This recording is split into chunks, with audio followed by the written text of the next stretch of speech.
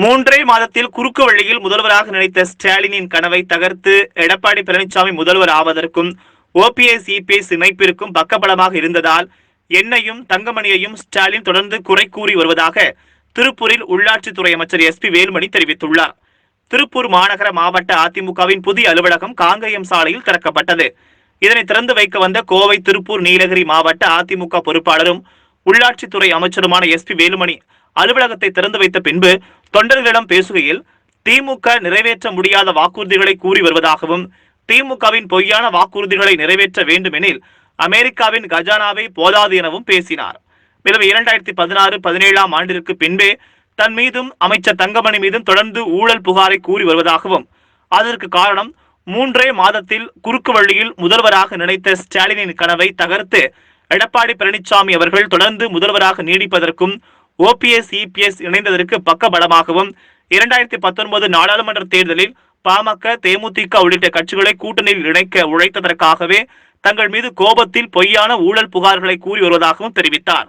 மேலும் ஸ்டாலின் துணை முதலமைச்சராக, உள்ளாட்சித்துறை அமைச்சராக பதவி வகித்து இதுவரை தமிழகத்திற்கு எந்த ஒரு சாதனையையும் செய்யாத நிலையில் நான் உள்ளாட்சித்துறை அமைச்சராக பதவி வகித்து இதுவரை மத்திய அரசிடமிருந்து 143 விருதுகளை பெற்றுள்ளதாகவும் தெரிவித்தார். மீண்டும் வருகின்ற தேர்தலில் இபிஎஸ் அவர்கள் முதல்வராக வருவார் எனவும் அதற்காக நாம் அண்ணன் தம்பிகளாக ஒற்றுமையாக பணியாற்ற வேண்டும் எனவும் நமக்கு எதிரி திமுக என்பதை மனதில் கொண்டு அனைவரும் ஒற்றுமையாக பணியாற்ற வேண்டும் எனவும் பேசினார். இந்நிகழ்ச்சியில் சட்டப்பேரவை துணை சபாநாயகரும் திருப்பூர் மாநகர மாவட்ட செயலருமான பொள்ளாச்சி ஜெயராமன், சட்டமன்ற உறுப்பினர்கள் விஜயகுமார், குணசேகரன் உள்ளிட்டோர் கலந்து கொண்டார்கள். எந்த வளர்ச்சியும் செய்யாத திமுக தேர்தல் நேரத்தில் மட்டும்தான் வந்து பல்வேறு பொய்களை சொல்லி ஏமாற்றுவாங்க. நாடாளுமன்ற தேர்தலில் பொய்யே சொல்லி போட்டு போயிட்டாங்க. 5 கோடி நகை தள்ளுபடி, ஒரு குடும்பத்துக்கு 6000 ரூபாய் பணம், விவசாயிகளுக்கு தள்ளுபடி, கல்விகளுக்கு தள்ளுபடி, செய்யவே முடியாத திட்டங்களை எல்லாம் சொல்லி ஒவ்வொரு குடும்பத்துக்கும் உதவி பட்பட ஒரு குடும்பத்துக்கு 6000 ரூபாய். இன்னைக்கு நம்முடைய தமிழ்நாட்டுடைய கட்சியா மட்டுமல்ல, இந்திய கட்சியா மட்டுமல்ல, அமெரிக்காவோட கட்சியா இருந்தாலும் மற்ற ஸ்டாலின் அப்படி பொய் பொய்யா பேரு பொய் பேசுறதுல ஸ்டாலின் மாதிரி ஸ்டாலினை பொறுத்தளவுக்கு பொய் மட்டுமே பேசுறது மட்டுமல்ல, உத்தம புத்திரம் போல் பேசுறது. இன்னமோ பாத்தீங்கன்னா முதலமைச்சர் மேல இந்த மேலாம் ஊழல் குற்றச்சாட்டு ஒரு சொல்றாரு, ஆதாரங்களாக குற்றச்சாட்டு. 2016 2017 ஆரம்பிச்சார்.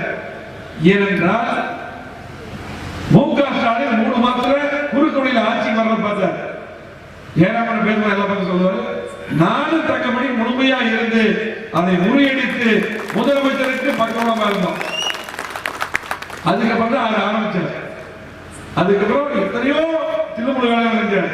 அதுக்கப்புறம் ஓபிஎஸ் எடப்பாடி 2 பேரும் சேர்த்து வைக்கிறதும் இரவு பகலாக பேசி நாங்கள் 2 பேரும் முக்கியமா இருந்தோம்.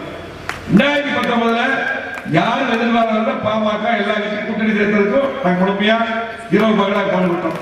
இதெல்லாம் அவரால் தாக்கல் ஒரு மூத்த ஒரு தலைவர் கேட்டுக்க செக்டம் ஊழல்ல மு.க.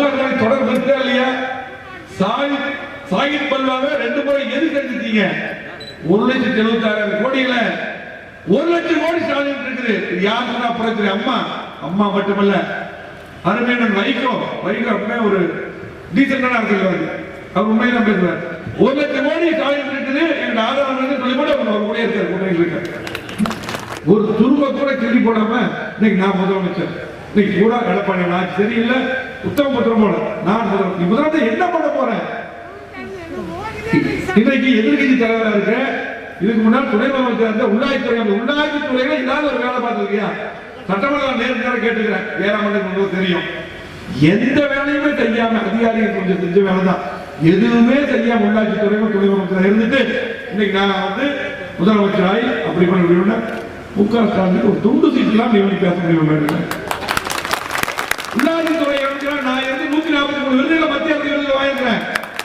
இதுவும் யாரும் செய்யாத சாதனைகளை பண்ணியிருக்கிறோம். மு.க. ஸ்டாலின் எந்த காலத்திலும் முதலமைச்சர் வர முடியாது. அற்புதமான ஆட்சி நடத்தக்கூடிய எடப்பாடி அவர்கள் 2021 முதலமைச்சராக மீண்டும் உறுதி ஓபிஎஸ் எப்போ முதலமைச்சர் வேட்பாளர் அறிவித்தாரோ அப்ப உறுதி என்று சொல்லி மீண்டும் அவர்தான் ஸ்டாலின் எந்த காலத்திலும் வரவே முடியாது. ஸ்டாலின் அந்த ராசியே இல்லை, அது திமுக சொல்றோம். ஆகவே அந்த வாய்ப்புகளே இல்லை. ஆகவே மீண்டும் முதலமைச்சர் எடப்பாடி வரப்போறாங்க. நம்ம என்ன பண்ண போறோம்? திருப்பூர் மாவட்டத்தில் இங்க இருக்கக்கூடிய எல்லாருமே இருக்கீங்க, மூத்த முன்னோடி இருக்கீங்க, பகுதி செயலர் இருக்கிறீங்க, ஒன்றிய செயலர் இருக்கிறீங்க, 3 சட்டமன்ற தொகுதிக்கு உட்பட்டவங்க எல்லாம் இருக்கீங்க. நமக்கு முக்கியம், எனக்கு தெரிஞ்ச அளவுக்கு, முதலமைச்சர் தெரிஞ்ச அளவுக்கு இங்க ஒற்றுமை நமக்கு முக்கியம். ஒற்றுமை முக்கியம். நமக்கு எதிரியாரு திமுக. நமக்குள்ள பிரச்சனைய அப்புறம் பார்த்துக்கலாம். நம்ம எல்லாம் யாரு? அண்ணன் தம்பிங்க எல்லாம் ஒரே குடும்பம். நமக்கு எதிரி திமுக. நம்ம ஆட்சி